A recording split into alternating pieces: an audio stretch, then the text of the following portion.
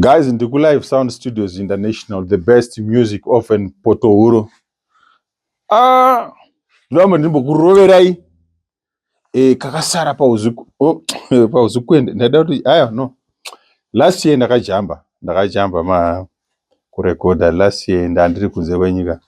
So kana uri kuko hauwane mukana wekuti unorekoda, but now ndiri muZimbabwe. Guys, album rikuye mauwani wayo.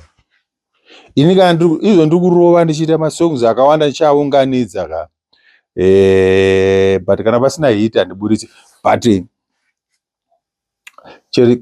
if it means ndoita kana 20 songs ka, handoziita. Because this time ndoda kutoya atoridzi mauwani waya.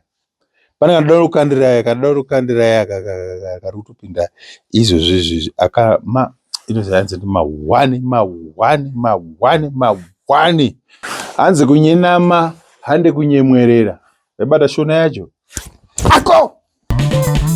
Paunaona vachinyemwerera, aiwa kwete kunyenama. Handi kunyemwerera, imwa kunyenama, chazara kurumwa.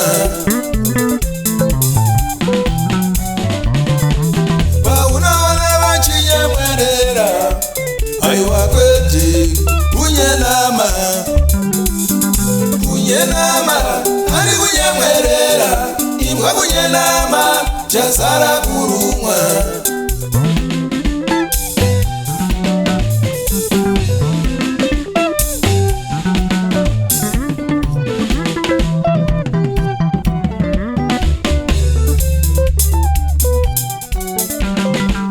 Mekuti anokuroya ndiye wepedyo, waunoita tsika nditsikewo. Mekuti anokuraya ndiye wepedyo, waunoitira zvakanaka.